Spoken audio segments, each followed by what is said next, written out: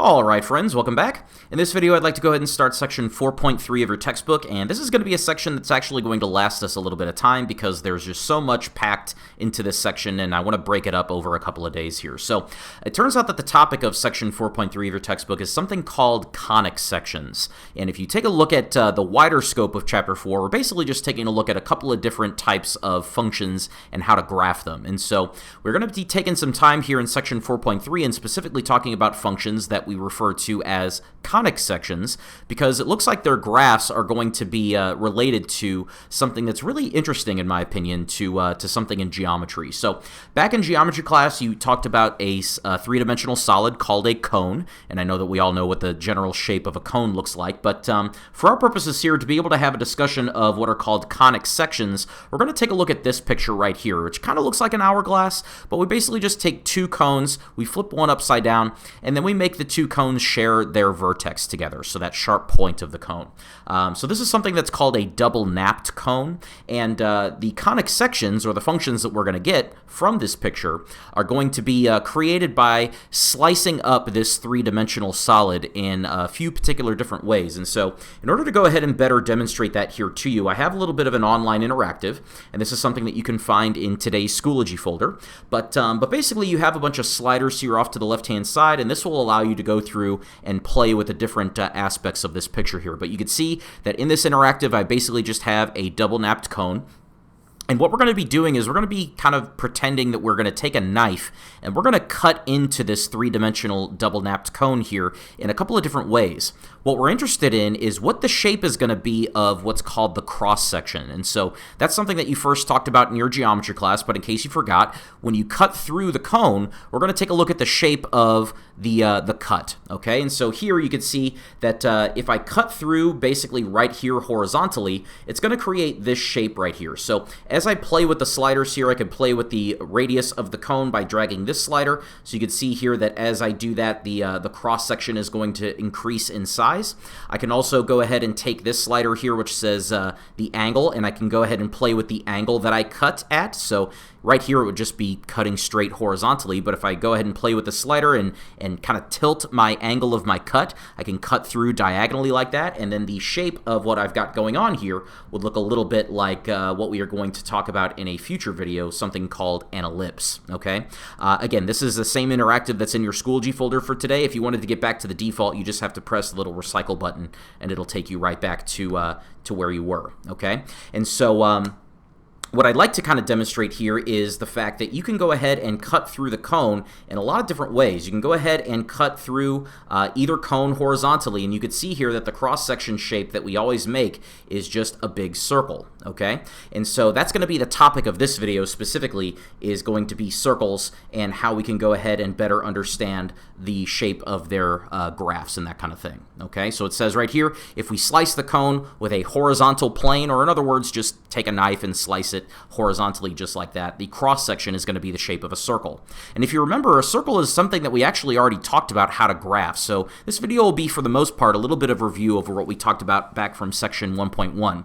But it says here, just the definition of a circle is that it's a set of all points in a plane that are a fixed distance from a center point. And then we also talked about the standard equation from a circle, which is something that comes from Pythagorean theorem. The pieces of information that you need to pay particularly close attention to here are these values of h and k in the formula, because remember that h and k represent the center of the circle, and then also what is the value of this radius r, okay? That is going to be that fixed distance away from that center point there. Okay, and so just what I want to do here to start us off is just do a little bit of review over how we found the center and the radius given the actual equation of the circle here. So that's exactly what we have here, and so in order to get that done, what we might want to do is go ahead and compare this to the general form, right? So that was, of course, x minus h squared plus y minus k squared is equal to r squared. And all we have to do here is just go ahead and match up to what we already have and be able to pick out what the coordinates of the center are, because remember that's h and k, and then pick out what the radius is, because that is r. Okay, and so quickly here for the for h and k, you can see here that h is the number that comes after x minus in our example, and so the number that comes after x minus here, of course, is 2, and that represents the x coordinate for my center. So I'll go ahead and start us off there by saying I got a point with coordinates with 2 as its x coordinate.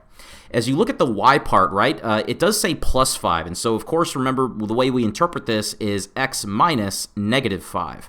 And, of course, we do that because we have to pick out what k is. That's the number that comes after y minus. And so if it says plus here, we would interpret that as y minus negative 5 since it says plus here. So that'll just have to be something that you go ahead and keep track of. An easy way to kind of remember that, folks, is whatever number is sitting right here, you just simply want to go through and change the sign of it, and those are going to be the 2 coordinates that you want for your center. Okay, that's an easy way to remember that. For your radius, you'll notice that we go ahead and pay attention to this quantity right here. It says r squared, and that is the number 100. And so in order to go ahead and figure out our radius, we would just simply want to go ahead and take r squared and set it equal to 100, and then basically just solve that little mini equation here. The way we would do that, of course, is take a square root of both sides. So the radius is just going to be the square root of 100, and the square root of 100, of course, is 10, okay? And so for that reason, we can go ahead and get the information that we need for the circle very, very easily by just taking a look at the function formula and picking out what those values of a and h and r are going to be, okay? As another example of that, we have this example over here off to the side. A special situation, if you look at the y component of your equation here, it just looks like it says y squared. That's something that, remember, you can always interpret as the quantity y minus 0 squared so that you can have a little bit of an easier time picking out what that k value is going to be. But here, if you match up, it looks like your center is going to be negative 3, 0. And then if you go ahead and solve for your radius here, this is something that you would want to go ahead and set r squared equal to that number 50 and then solve that equation for r. It turns out 50 is not one of those perfect square numbers. And so one of the things that we're going to need to remember how to do is how to simplify a square root, which if you forgot how to do that, that is one of your Chapter P videos. I would encourage you to go through and maybe find that video and give that a rewatch if that's something you don't remember how to do, okay? And so again, this is just review over something that we've already done back in Chapter 1, and that is going to come back to us here, because as we take a look at equations for circles, one of the things that we might need to do is take what we have and rewrite it in the standard form of a circle. And remember that we always used to do that for quadratics and parabolas by completing the square, and that's actually something that we're going to have to do as we go through and talk about circles here. So just a little bit of review from section 3.1 about how to complete the square. I've just left some steps there for you. But instead of kind of reading through all those steps, what I basically want to do is just take you through an example. So it says, example 2 down here, put the following equations in standard form and find the center and radius, and then plot the graph of the equation. Okay, so you notice I gave you a little bit of a blank grid there, which we'll go to here in just a moment. But here is our first example, and we have this big, huge equation with 2 different variables in it. We have x and we have y, and our goal is to take this thing and rewrite it in the standard equation of a circle. Okay, and so how can we go through and get that done? Well, you'll notice that all the different variable terms here in this equation are all mixed up, right? So one of our first goals should be to try to get all of our x stuff together, try to get all of our y stuff together, and then continue from there, right? So I'm going to go ahead and devote 2 different colors to that. So all of my x stuff, I'm going to go ahead and color blue here in this example, and all of my y stuff, I'm going to go ahead and color green here in this example. And you notice that I've got a constant there, a minus 36. That is not a constant that belongs to either my blue group or my green group. So what I'm going to do simply is just go ahead and bring that over to the other side by using the inverse operation, which would be, of course, addition there. So adding 36 to both sides. And I'm going to stick with these 2 different colors as we go throughout this explanation here. So I'm going to put all of my x stuff together. So I'm just going to go ahead and write that as x squared plus 4x. I'm going to leave a little bit of space, because then I'm going to add on my green group here, and that is going to, of course, look like y squared minus 6y, and then leave a little bit of space, and that is going to be equal to 36.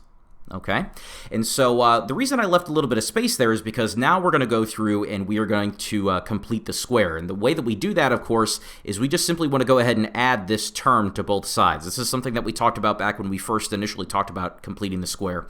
You take your b number, you divide it by 2, and whatever the result of that is, you just want to square that number. And that's the number that you would have to add here. Now, what we're used to is just having one trinomial to complete. But here we have 2. We have the blue one with the x's, and we have the green one with the y's. It doesn't mean that we do anything different. It's just going to mean we're going to have to do it twice. Okay, so if you look at the b number for my blue group, it looks like that's being played by a positive 4 here. We would want to divide that by 2 and then square the result. So 4 divided by 2, of course, makes 2. And then if we square the result, 2, then that's going to be 4 here. So I'm just going to go ahead and add on a 4 and just keep track of that. That's in my blue group. Now, that is something that I introduced new to the left-hand side. And so whatever you introduce to one side, of course, you're going to have to introduce to the other side here. So if I added 4 to the left-hand side, I'm going to have to also add 4 to the right-hand side just to keep things nice and balanced, okay? So that'll do it for my blue group, and you'll notice here that this is now a perfect square. That's why we call this completing the square, is because you introduce something so that it is a perfect square. So we're going to go ahead and factor this up into x plus 2 squared, okay? And so that'll be something that we go ahead and add over to the other side here in a moment. Now, let's take a look at our green group here, okay? So for our green group, you'll notice that playing the role of your B number is going to be a -6. So if you divide that by 2, you're going to get -3. And if you square -3, you get +9 here. So I'm going to go ahead and add on a 9 to the left-hand side, which again, that is something new that I introduced. So I'm going to also have to add that to the right-hand side here. And so you can see how this is a little bit different from completing the square in the past, because typically we were only used to doing that process once. But now that we have circles and we have X group and we have a Y group, we're going to have to do that twice to complete the square for both groups, okay? And now that we have that ready to go for the left-hand side here, we could just go ahead and rewrite that as the quantity Y minus 3 squared. And now the only job left to do is on the right-hand side, we just need to go ahead and figure out what 36 plus 4 plus 9 is. And so that's something that you could do mentally or using the calculator. But if you do that correctly, you should be finding that that is going to be equal to 49, okay? And so what this is, if you take a look at this, is something that looks an awful lot to me like x minus h squared plus y minus k squared is equal to r squared, which is, of course, the standard equation of a circle. And so we know that we have our answer for this equation written in standard form, just like that, okay? And so using that standard form, we can go ahead and do what we just did in example 1 from this video and pick out what the center and the radius are going to be. All right, and so playing the role of h and k, it looks like it's going to be -2 and 3 respectively. So that is going to be where we are going to place our center, is at the point with coordinates -2, 3. And then you'll notice that sitting in r squared seat is the number 49, and it turns out that that is a perfect square number. And so what that's going to mean for us is the square root of 49 is going to be our radius, and here that is simply just going to be 7. Okay, so that actually turns out to be pretty nice. And so these were things that the question had asked us to do, which was rewrite the equation in standard form and then pick out the center and the radius. That's pretty easy to do, assuming you remember how to complete the square. And so just kind of summarizing that process one more time, we get our x stuff together in one group, we get our y stuff together in one group, we bring that constant over to the other side, and then basically we just have to complete the square twice, once for the x group and then once for the y group, and then we see that your standard equation of a circle just kind of pops out from that process here, okay? The very last thing that I want to talk about how to do now with this example is I want to talk about how to plot this, this graph, okay? Of course, it's going to be a circle shape. We know that, but what happens when I give you just a blank grid like this without any axes to talk about, okay? Well, I want to kind of talk about the easiest way, in my opinion, to go ahead and get that done, right? So we know that the circle has a center, okay? And so the first thing that I'm going to do is I'm just going to go right in the exact middle of my grid here, and I'm just going to go ahead and plot the center point, okay? So I'm just going to go ahead and draw that in blue here. Now, if that's the center, I'm just going to go ahead and go back over here to what my radius was, which again looks like it was going to be 7. And then I'm just going to go ahead and travel north, south, east, and west from this center point to draw myself some nice guidelines for what the circle might look like, okay? And in order for us to have an easier time with that, you'll notice that this is just a 10 by 10 grid. I do have to go out a radius of 7, so I've left a little bit of a note here to say that each grid square should be thought of as a 2 by 2, okay? So that way, whenever we go horizontally one grid square, we've actually traveled a distance of 2, okay? So if I go for my center point and I want to go ahead and travel a distance of the radius, which is 7, north, south, east, and west, if I go north, that would be 1, 2, 3 grid squares plus a half, because remember, one grid square is worth 2, so that's going 2, 4, 6, and then going an additional half would be up to 7. That's going north, and then we'll go west, so 2, 4, 6, and then a half. South, let's go 2, 4, 6, and then a half. And then east, 2, 4, 6, and then a half, okay? And so, again, I'm just plotting my center in the middle of my grid. I'm just going to go north, south, east, and west, traveling the distance of my radius, as I go in each direction, okay? And this gives us a nice little framework to put our circle on top of. And so I've got my ink to shape selected here in OneNote, and I'm just going to go through and do the best I can to draw the circle connecting all those points here. And it looks like ink to shape finally has its time to shine. I'm just going to go ahead and select that here using my lasso tool, and then I might just take the corner and drag it out here to make that a little bit bigger, and then that fits really nicely on top of the points that I plotted there. So that would be the shape of my circle, but what I would want to do now is get the axes drawn in there, because remember that this is not just any old grid. This is supposed to be the coordinate grid, meaning that the center point, -2, 3, should be something that we account for. So if this is where I've placed my center point, what I want to do is I want to tell the reader that this point is going to be the point -2, 3. Okay, and so the way that I would want to do that is I'd want to go ahead and draw my axes in there, accounting for that that set of coordinates for my point. Okay, now if that is the point -2, 3, then that means if I take my ruler vertically like this, I want to go ahead and draw the y-axis. If that is an x-coordinate of -2, then that means that that is something that I have to go to the left 2 units to plot. And so I'm going to basically work backwards here. I'm going to take my vertical ruler, and I'm going to go ahead and work backwards and go a distance of 2 to the right. Okay, so I'm going to go ahead and take my ruler and go 1 unit to the right, because that would be a distance of 2, and this is where I would need to put my y-axis. Okay, so I'm just going to keep my ruler there, and I'm just going to go ahead and draw my y-axis along the edge of that ruler, and we'll go ahead and label that axis as my y-axis there. Okay, and now what I want to do is get my x-axis in there, so I'm going to take my ruler and I'm going to put it horizontally just like this, and I'm going to start here at my center point, and because the y-coordinate of this center point is 3, what that means is that I would have to travel up a distance of 3, and so again, we're going to work backwards to place our x-axis. If I had to go up 3, then that means I'm going to take my horizontal ruler like this and go down a distance of 3, and then place that x-axis. And so keep in mind, each grid square is worth 2, so as I go down 1 grid square, that would be worth 2, but I have to go down 3, so I'm just going to go down an additional half of a grid square there,